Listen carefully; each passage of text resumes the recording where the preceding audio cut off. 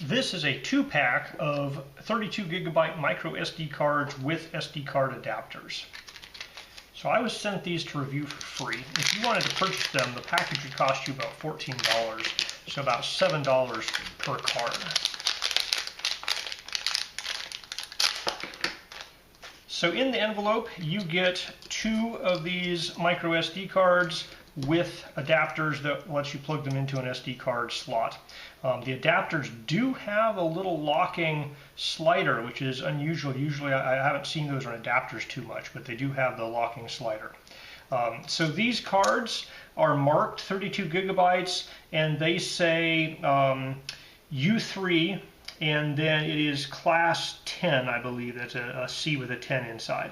All right, so plugged in, it's recognized as a generic 32 gigabyte storage device. It comes pre-partitioned with a 31 gigabyte fat partition. Alright, I'm benchmarking this file system. So far my average read rate is 94 megabytes a second and my average write rate is 60 megabytes a second. So that seems like pretty reasonable performance to me. So if I continue the benchmark on, the read rate stays very consistent, but the write rate kind of dropped off a cliff here. It went down, and now my writing rate is closer to 25 megabytes a second. So my average write rate is about 34. And I don't know if that's because the card is getting hot because I'm continuously reading and writing to it, so it's doing a thermal throttling, or if it's something like I ran out of a set number of free blocks and I had to start recycling them in something, but for some reason the write rate is dropped down after some time.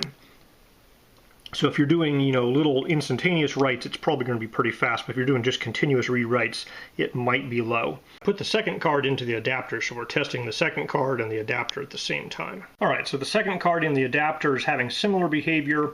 We have 90 megabytes, it's closer to 93 megabytes per second read rate. The write rate here is 60 megabytes a second. I'm going to wait just a while to see if that drops down over time. Yeah, so this second card had similar behavior to the first, in that the read rate stays consistent, but after a while of continuous reading and writing, it has a significant drop in the write rate. So I don't know if there's a cache where some of the memory is faster than the rest of the memory, or if it's just a thermal throttling issue. But if you're reading and writing to this thing continuously, it looks like, you're looking at 25 megabytes per second write speed after the first little bit. So in a lot of cases, you're writing in short bursts, and so if it can maintain that higher speed for short bursts, that might be fine for a lot of situations.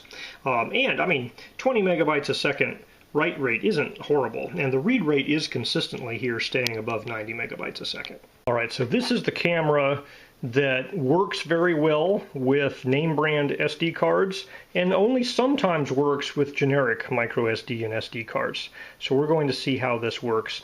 Looks like it's recognized the card. We have 8 hours of storage space there. There's nothing on the card now, but if I were to start recording, it is recording correctly. So this card gets my finicky camera stamp of approval.